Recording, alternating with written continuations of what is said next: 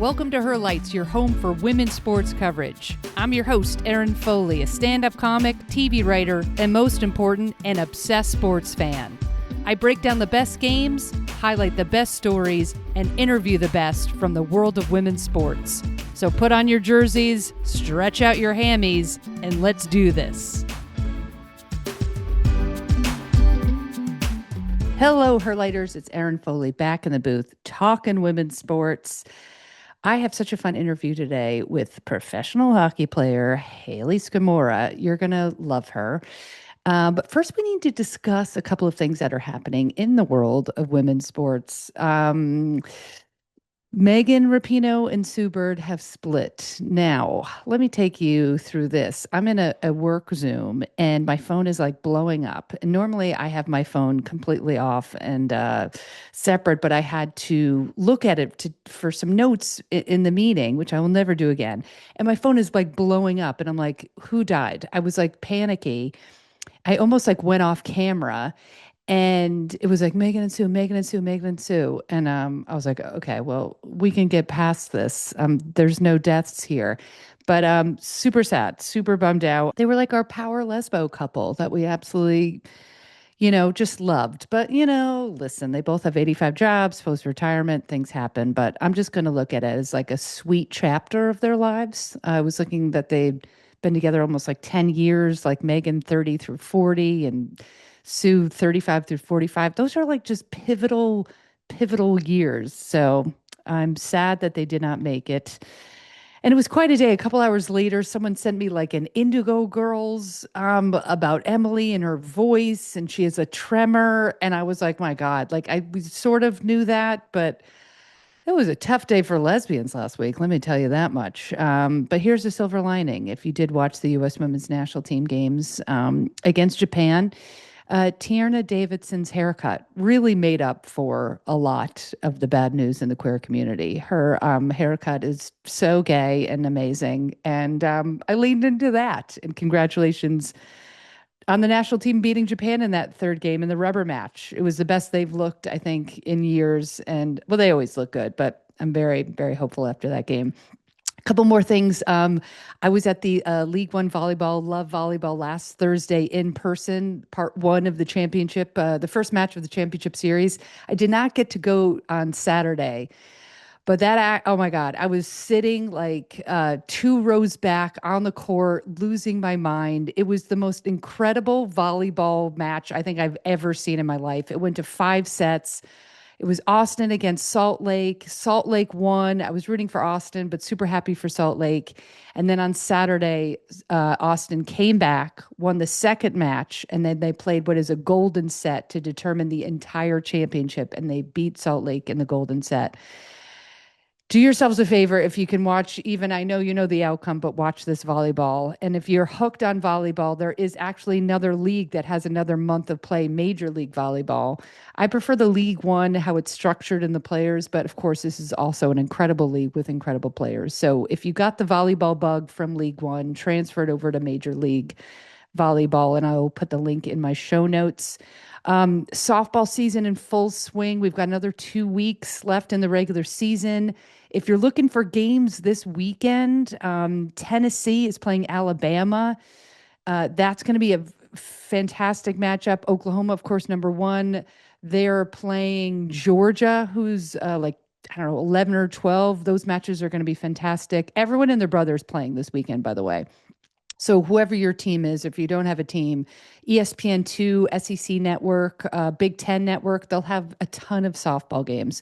I'm going in a couple weeks to the last UCLA home game, so I'll report on that.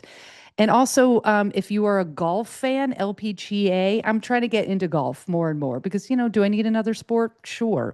Chevron Championships are Thursday through Sunday. That's the first big major LPGA event of the year, or the major. It's like the first major, like in tennis, like you have 4 majors. That's going to be super fun. I probably won't watch the entire time, but I tell you, Sunday back 9. That's exciting. So, of course, I need another sport. I mean, why not? All right, to recap, the gays are breaking up. We got golf, which is also gay. We got softball. This isn't all gay. I'm just saying. We've got some great women's sports happening. And of course, what's around the corner? WNBA preseason. Oh my God. So much fun. And I wanted to highlight a hockey player this week because this is the last week of the PWHL season. So there's probably maybe two games each team has left this week. So dive in, watch these last couple of games. Boston, Montreal, and Minnesota have secured their playoff spot, but this week will determine the fourth team to get into the playoffs, and that's either going to be Ottawa, Toronto, or New York. Ottawa and Toronto have the upper hand. New York Sirens, my team, is kind of outside looking in. But it's going to be a great, great week of hockey, which will determine the last playoff spot. And super excited for this guest today. She's an absolute, she's just a rock star on the ice. And she's a two-time Olympic medalist. And here's a little preview. Stay for this. She shows me the medal. Yes, that happened. We will get to that. Two-time Olympic medalist. She won the gold at this past year's Winter Games in Italy, silver at the 2022 Beijing Games.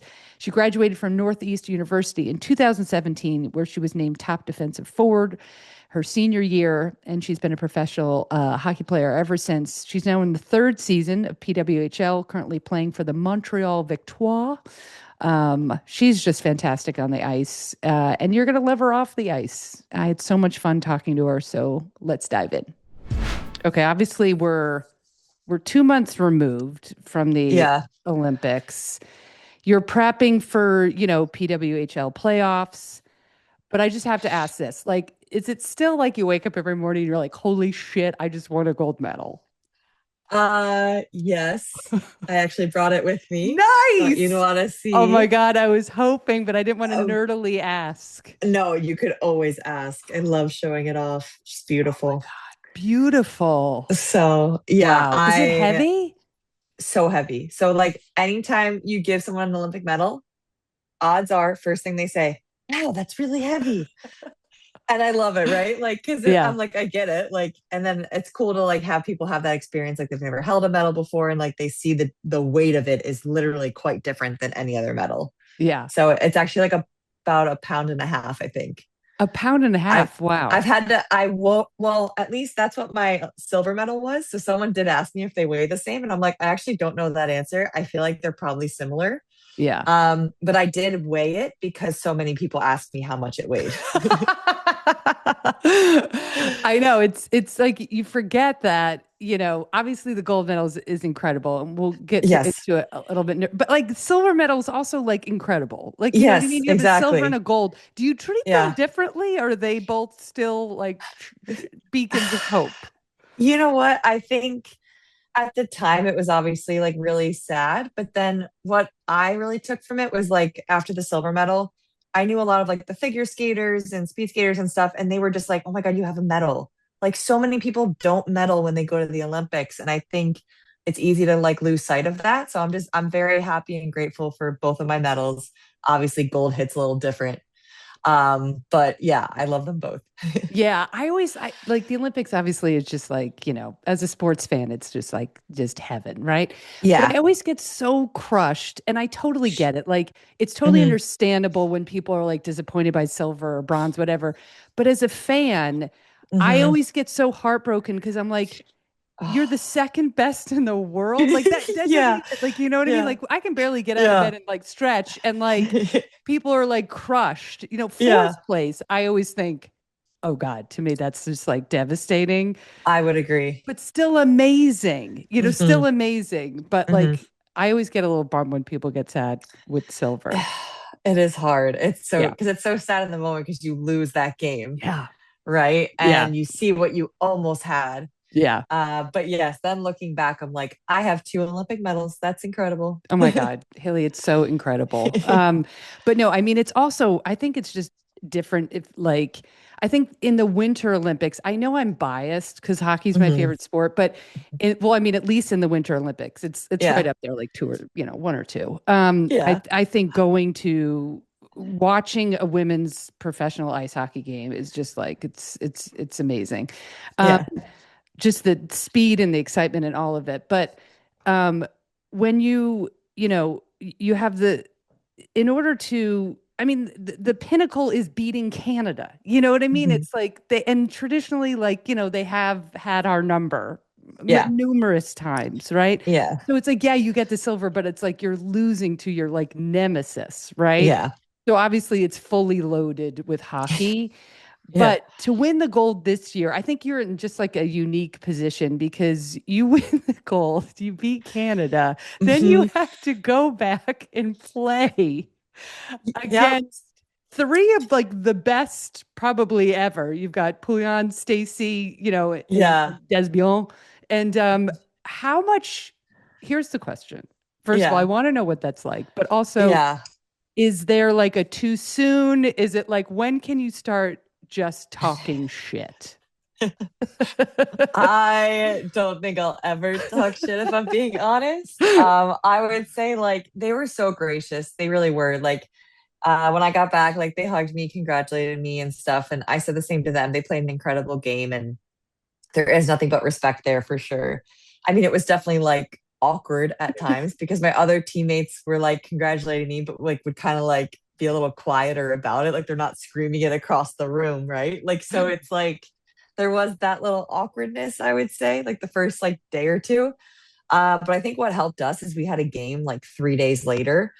And so it's like, okay, we're on the same team now. Like, let's go. Like, this is our focus now. And so I think that helped kind of switch gears pretty quickly for us. But yeah, it was definitely not like, I'm not sitting there like bringing in my gold medal cheering in front of them, right? Like, so, and I don't think I would ever do that Yeah, probably. I was just wondering, like, what is the grace period where you can just slide in a couple? Maybe if you guys win the whole thing this year at PWHL, Yeah, maybe then you can maybe get, because then a little cushion. yeah. But also, it's like you have to be careful because you want them to pass you the puck. You know what I mean? Also true. Right. So Yeah. it's sort of like a very, Wait. yeah. But I just was thinking about that because it's not like you're coming back Yeah. to an American-based team. You know what I mean? No. Like, And in Canada, they love their hockey there. So every single person's like, oh, I was so sad for Canada, but I mean, we're happy for you. I'm like, thanks. yeah, I was just like, oh my God, that's got to be just like a little bit awkward, but Yeah. still very exciting. Yes. Well, let's dive into the PWHL because I could talk to you about the Yeah. Olympics for 7 hours. I'll just have to come back and we'll just have to keep chatting. But we're recording this on Saturday. Last night, you beat Boston Hmm. 3-2 in overtime. My God, it's very difficult for a fan, Haley. Like the overtime, I can't even imagine. And it's not like it wasn't a high stakes game Hmm. because you just secured, home ice through the first playoff. But what is it like playing in Montreal and then like winning in overtime against Boston? Talk us through that game. I will say our fans are the best in the league. I stand by it. I've been on two other teams and they are just so loud. Like every time we go out there, like right after our warm-ups, like for the first period, every time I'm amazed that they somehow get louder and louder every time. And I get like goosebumps and I'm just like, how am I not like sick of this? Not like sick of it, but like I'm still not used to it almost in a sense. Like it's still incredible every time we hear them. So for that, the games are always just so much fun there. Like there's a reason we've only lost one game on home ice. So that part's really amazing. And then just our team has just been firing all cylinders. Everyone is doing an amazing job. Everyone is like kind of playing their role to a T. We go in there, we find ways to win. Like it may not have been like our prettiest game by any means, but like it's the two teams kind of battling it out. And you can see that where there's not as much room on the ice. Like we're not having as many offensive chances, but when we do, we're capitalizing. So and we've been doing that consistently for most of the season, but especially like after the Olympics, I just feel like we've just been cruising. So I'm kind of, excited to see because I know we have more room to grow and we can keep improving. And so it's been just so much fun to play with this group. Is this the most fun you've had playing professional hockey? It's up there for me for sure. It's been so much fun this year. I think last year I had like a hard year and um I think this year has been like a breath of fresh air for me and I kind of feel more like myself and the girls are all so great and we have so much fun all the time. So it's been incredible. Yeah, well, I mean, your stats this year are incredible. Like you guys are just crushing it. I have to ask a Yeah. couple nerdy questions. Okay, let's hear it. Like it always describes you as a defensive forward. Um, I mean, do you see that? Like, I don't know, when I'm like, Hmm. doing my deep dive, it says like defensive forward, which is so confusing for me. Like, I know hockey, but I don't like, I'm Hmm. still confused about some of the Hmm. stuff, and I'm like, listen, I don't need to know exactly when someone's Yeah. skate goes over the blue line and that, like, you know what I mean? It's okay. Yeah. But like, how would you describe, like, when you hear defensive forward, or would you Yeah. describe yourself like that? Like, how would you describe yourself? Because I you're so all when over they the place. Yeah. So when they say that, it's kind of like you're just reliable defensively, is how I see it. Like when I'm in my D zone, they're not getting grade A opportunities. They're not scoring as often. Like that's my role when I'm in that end. And I would just say, like, offensively, I'm very energetic, very physical. I'm winning my battles. I'm creating turnovers on my forecheck. I think that's a huge part of my game. And then that in itself, I create time and space for my teammates, and then we're able to kind of create opportunities off of that. Um, but the defensive part of the game, I think that's always been something I've taken a lot of pride in. I don't, I love like PK. I love the penalty kill. Like I love squashing their momentum and things like that. Like I kind of like the challenge of it. So I can see why I get deemed like a good defensive forward, but I like to also say that I do provide offense because of my good defensive play as well. Yeah, well, you had 3 goals in the Olympics, and you're a lot of Yeah. points this season. So it's not like you're. Yeah. I just it's. I think you're such a unique player because you were literally can play anywhere. Like you're scoring Thanks. Yeah. goals, and then you're on the PK kills. You're on Hmm. defense. Like sometimes I'm like when I have like a bunch of favorite players, so I'll be like, okay, I'm following 16, right? I'm following you Yeah. around, and I'm like, it just feels like you're like everywhere. Well, thank you. I Like, appreciate it. Yeah. traditionally, are you a forward? Yes. So, Okay. and then I'm also been center this year. So, excuse me, as a center, you have more defensive responsibility. So that's why you might think I'm all over, because I'm low more often covering people, but I also, if someone goes high, I have to cover them all the way high. So I'm covering more ground as a center than as a winger. I gotcha. Okay. All right. Yep. I'm still getting used to like who The does. positions and everything. Yeah, because it's so Yeah. fast. Like, Yeah, and it's like, very fluid, right? Like yeah, we're all over the place. It's not like, you're sitting in one section. Like I feel like in soccer, it's a lot more like structured, right? Like yeah. you see where their positions are. Where like for hockey, D are going to the net front, like an O zone. And like it just is very yeah, it's very fast and it's very fluid. Yeah. I mean, same with basketball too. There are very traditional Hmm. positions. And I think Yep. hockey's so fun too because you're just like, I remember talking to Angela Ruggiero about this. Like, we were getting into like nerdy hockey talk, and she's like, Hmm. she is a defender. I mean, she's like, Yes. she gets up in the morning and she's like, I'm still defending, right? But Yeah. like it seemed very like rigid, but like with Hmm. you and a lot of other players, it just feels like, yeah, I just wanted to ask you that because it's like, Yeah. I'm not like a student or a nerd of hockey. I just love it. You know what I mean? So Yeah. there's still a lot to learn. Yeah, and I think, defenders also, there's stay-at-home defenders, right? Where Mm, like her, Lee Steckline, like people like that, where they're staying at the blue line. They can still create offense from there. Then you got like Megan Keller and Haley Wynn last night, right? yeah, I'm sure if you watched, you saw they were everywhere in the O zone. everywhere.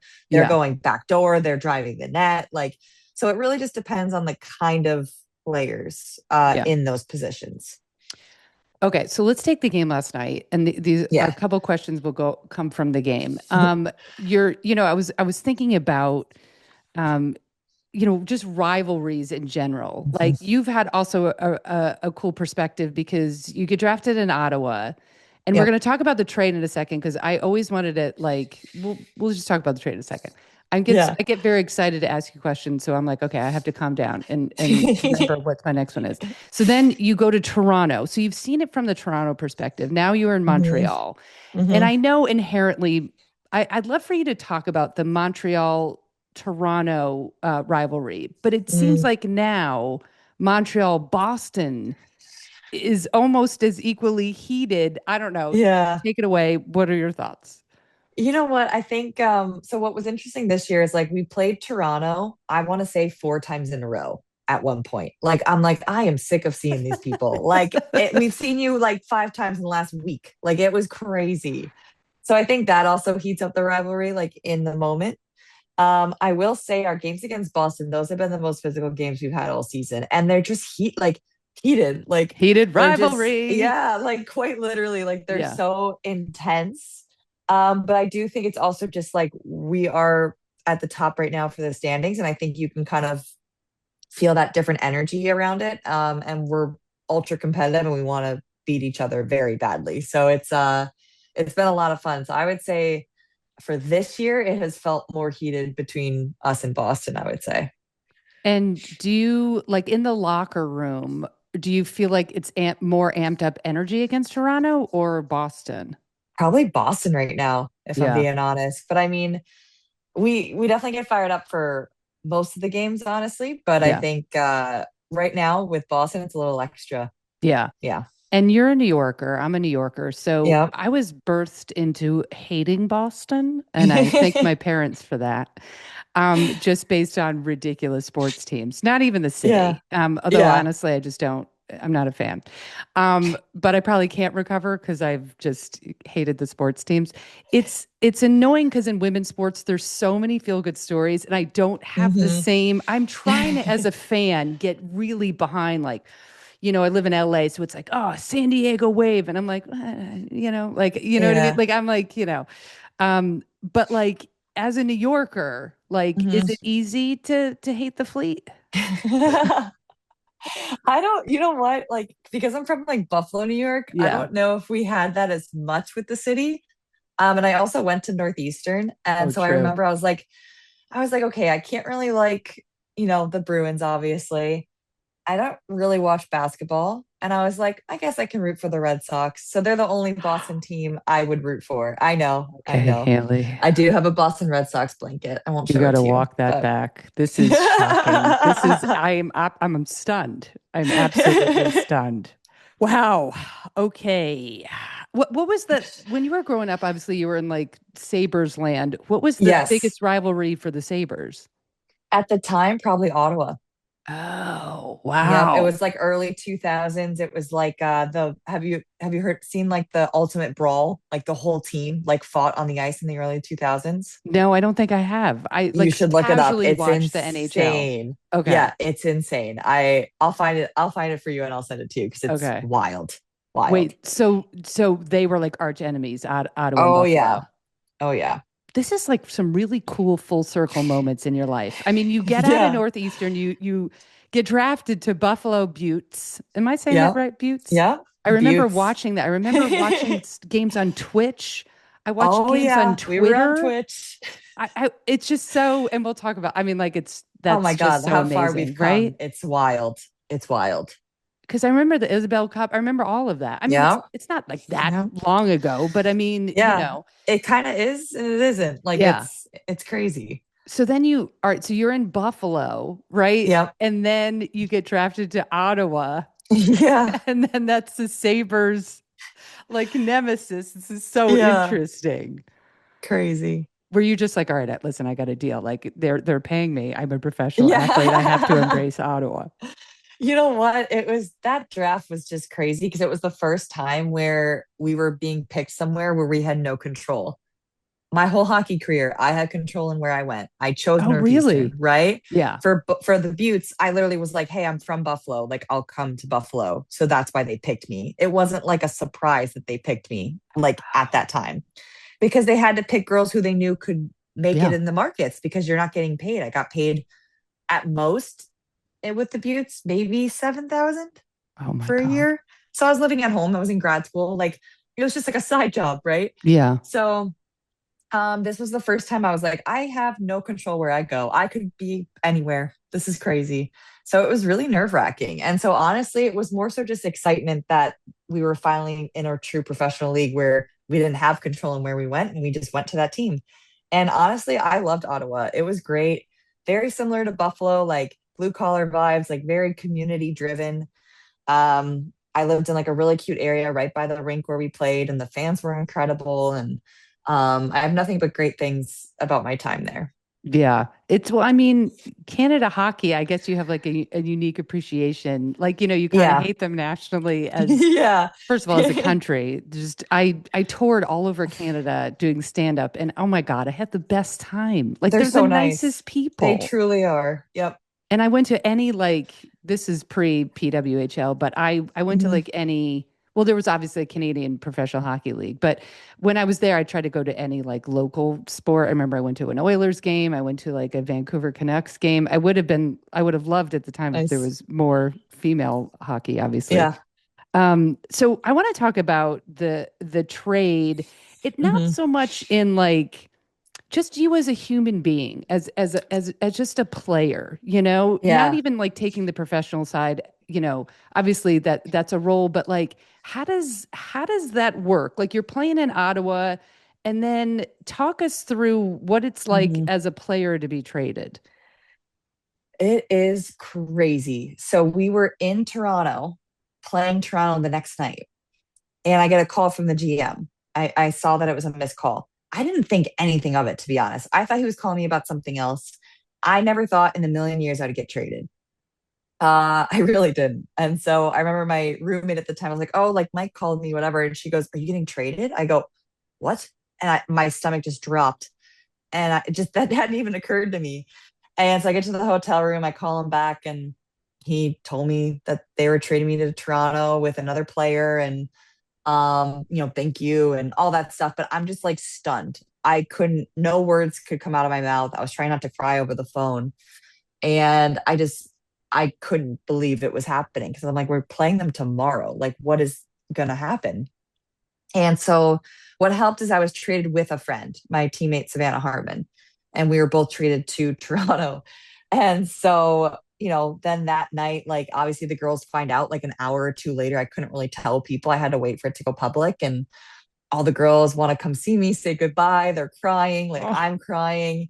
And I'm like, how am I going to play against you guys tomorrow? Like, oh, no, like it's insane. And I remember I had to go to pregame skate the next morning to meet my new teammates and meet the GM and meet the coaches and all that stuff. Cause like honestly, Toronto was probably the team I knew the least amount of people. I knew maybe a few girls, and then that was it. Like I hadn't really interacted with a lot of them. So thank goodness I had Savannah with me, and met them all at pregame skate and had to play my former team on like no sleep, by the way, because we found out at like 6:30 at night, and it went public at like 8:30 at night the night before, and then I just cried the whole night. I totally honest, like couldn't sleep because it was just so sad. It was like a grieving process almost. I'm like, I can't believe my time with Ottawa is just done. Like I'm just moving to the next team. Like it was really hard to grapple with.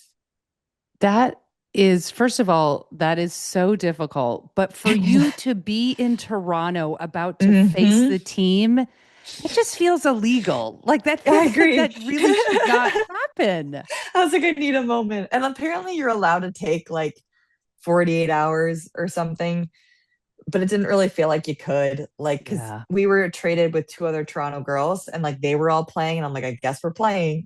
so, That was a huge so trade. I remember hearing mhm. about that. I remember probably It listening was to like massive. Jocks and Jill's podcast. I love those Hmm. women. And then They're being great. like, holy crap. You know what I mean? Yeah.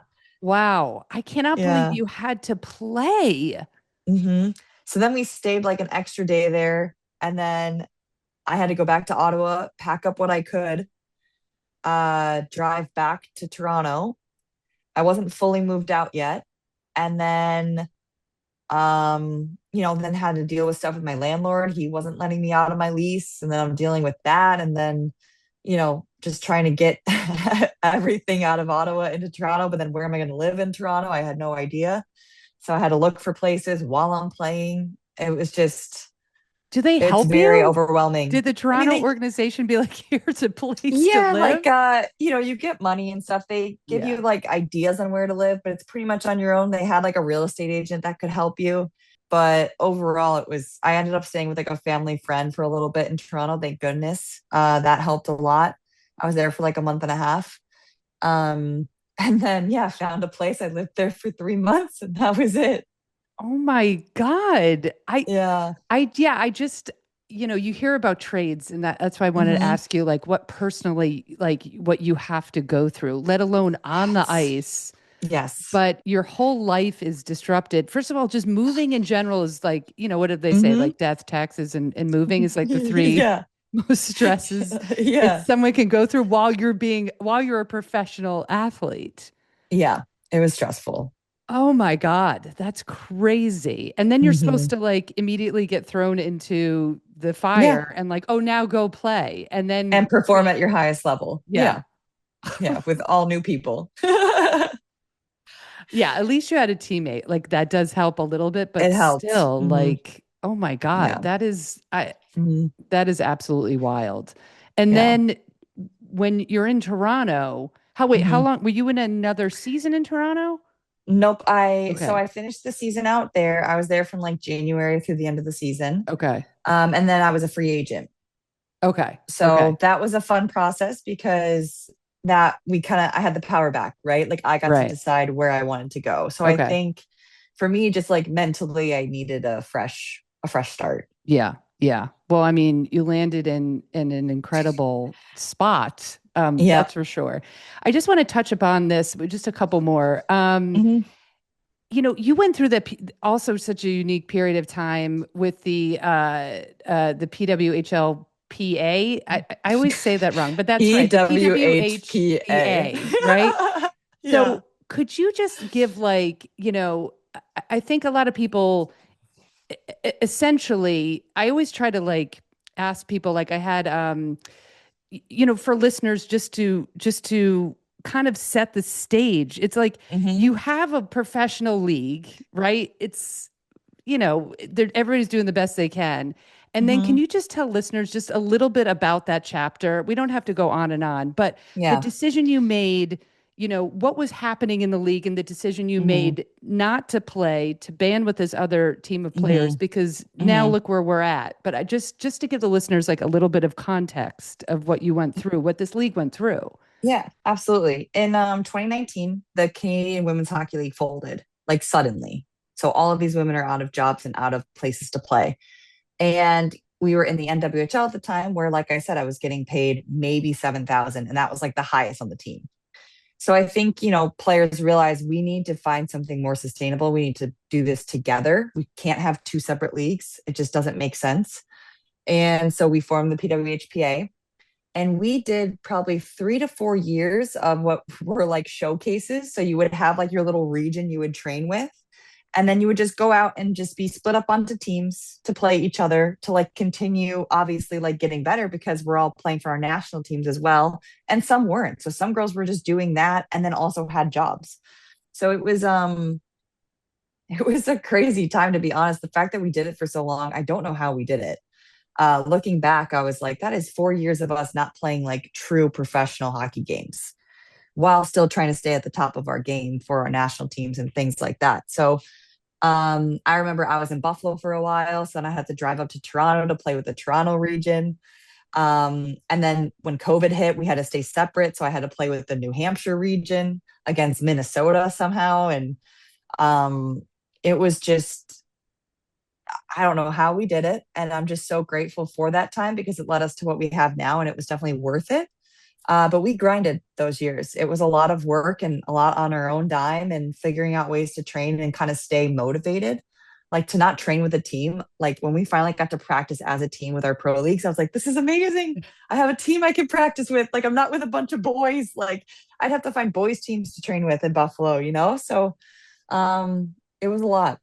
It's a lot. I don't think there's another sport that has gone through that type of transition where there was an absolute split because there's a lot of Hmm. players that did still play and they felt like, Yep, well, we're doing the best we can to grow the game this way. So it's for like sure. it was just so bizarre because I could see Hmm. both sides. I could see Yep, everybody trying to band together. Everybody is doing something that they think is going to grow the game. It's such yep. a unique, very difficult part of the history Hmm. of women's hockey that I don't want to get lost because what you all sacrificed to Hmm. get to the start of the PWHL Yep. is really absolutely incredible. And new fans they see like which kind of transitions into the next question. It's like last night, you hit 1 million fans, right? Of Yeah. PWHL Yeah.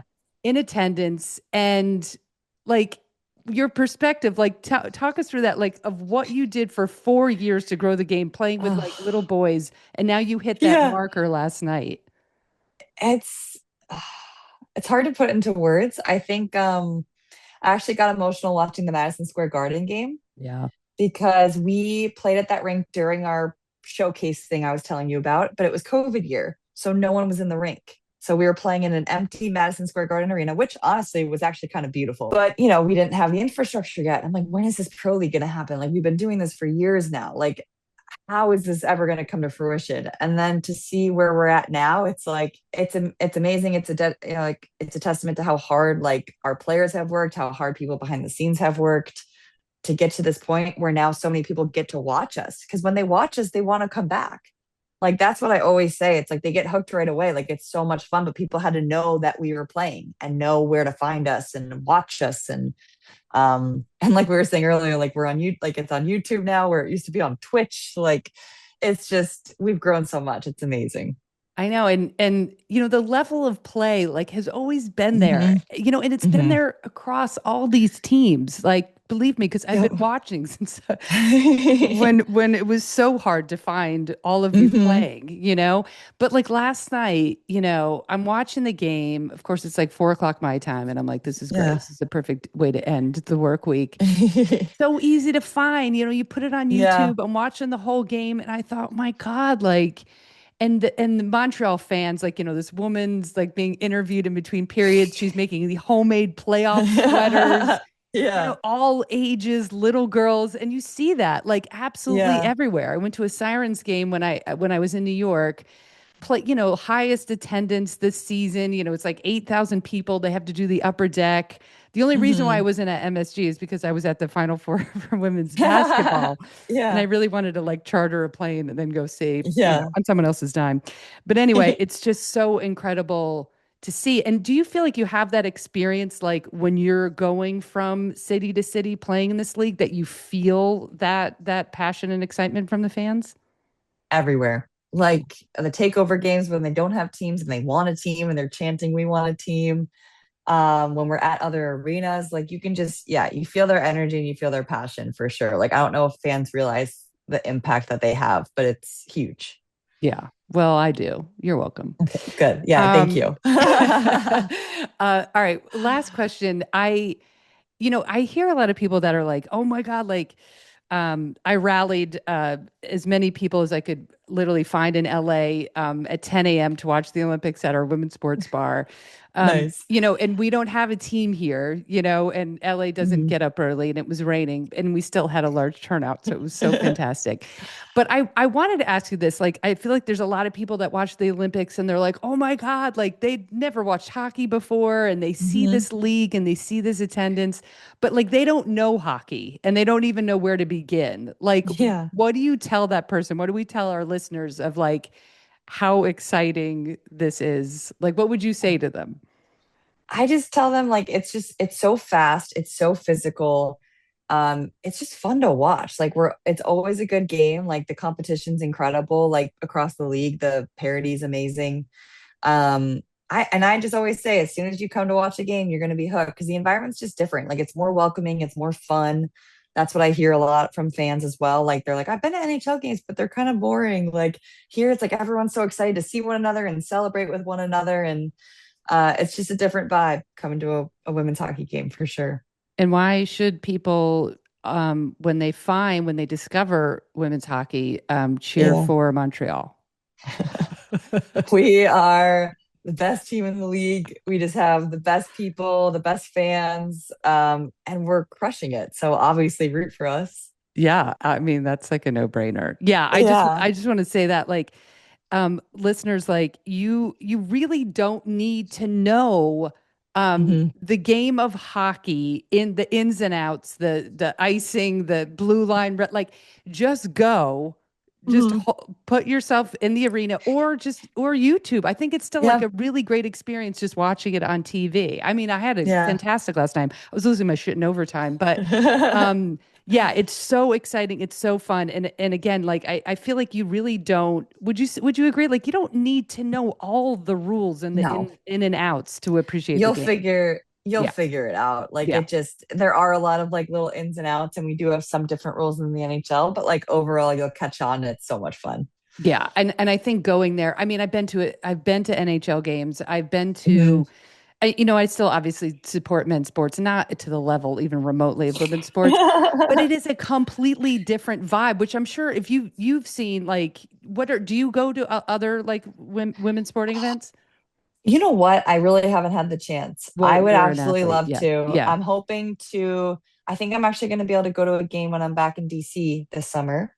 So I'm very excited for that for a WNBA game. But All right. Well, yeah, I'll fly unfortunately, in. because I'll yeah. fly into Okay, DC. I have tons of family in perfect. DC and we'll go to Oh, your let's a do it. WNBA game together. All right, I'm going to leave you with this. You went on the Kelly Clarkson show. You met Pink. Yeah. Pink Yes. wants to go to a professional women's hockey game.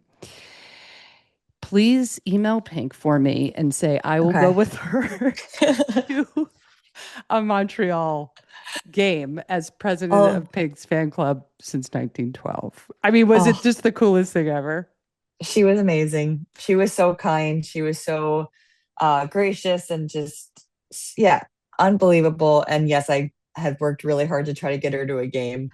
I had sent them info on the MSG game, even though I wasn't there. I thought that was very selfless of me, but not able to make it. But hopefully, I was like, you've got to come to a Montreal game. It's just different. So Yeah. we'll Yeah. see. All right. So we have We'll two see. plans. You and I are going to go see a Mystics game this summer. And Yes, then you're going to hook me up with Pink. with And then Pink. Pink Yep. and I are going to see a Montreal game. Maybe the Montreal playoff game for the Walter Cup. Yeah. Okay. Hmm. So you have an assignment and I have an Yeah, assignment. yeah, and then we'll reconvene. Yeah. Okay, good. Well, I'll be following up on the socials. You're the Sounds best. good. Good luck. Yes. I'll be Thank cheering you for so you in much. the playoffs. You guys have like such a good shot of taking it this year. So I'll be Yeah. cheering hard. And congratulations on all your success. I'm so happy for Thank you. you. Hayley Scamurra, everybody. I almost lost my mind when I got to see the gold medal up close. And I know this is an audio podcast, but pop over to YouTube and watch me lose my mind when she holds up the gold medal. Everybody root for her. She's so feel good. She's fantastic. I'm so glad I asked her about that trade question because I've always wanted to know, like, firsthand what it's like to be traded. Can you imagine going through all of that? New apartment, new city. You have to play the team you get traded to the next day. I don't know. I love that part. I mean, I didn't love it for her, but it was really interesting to hear like a firsthand account of what it's like just to be traded as a professional athlete. So cheer for her, Montreal Victoire. They're going to be in the playoffs, either probably number one or number two seed. So she's fantastic. Okay, people, time for the feel good moment of the week. We're closing out the show. I'm telling you that this feel good moment of the week is extra special. This past Monday at the Boston. Oh my God, I almost said it. I'm not going to edit that out. I almost said Boston Marathon. Let's go with that. This past Monday, Boston Marathon. An 80-year-old woman named Patty Hung crossed the finish line for her 40th consecutive year. This happened. Okay, she's run the Boston Marathon ever every year since 1987. That's the longest consecutive streak in Boston Marathon history for any woman. And here's her backstory, which you're going to die. I don't know how I'm going to get through this without crying. She was a math teacher for 20 years. Okay. Then she went back to school at age 66 to become a nurse, spending almost 12 years on the pediatric night shift. Just take that in for a second. She's pediatric night shift. She's obviously an angel from heaven. Okay, she didn't even start running until her late 30s. She said, I was at the park sitting on a bench and I'm looking at all these people go jogging by, running by. And I thought, hey, I can do this. And I literally got up and just started running and I haven't ever stopped. So she's on a park bench, seeing people run, and she's like, I'm going to start running. Every time I'm on a park bench, I'm like, can I take a nap? And Patty's like, you know what? Sign me up for a marathon.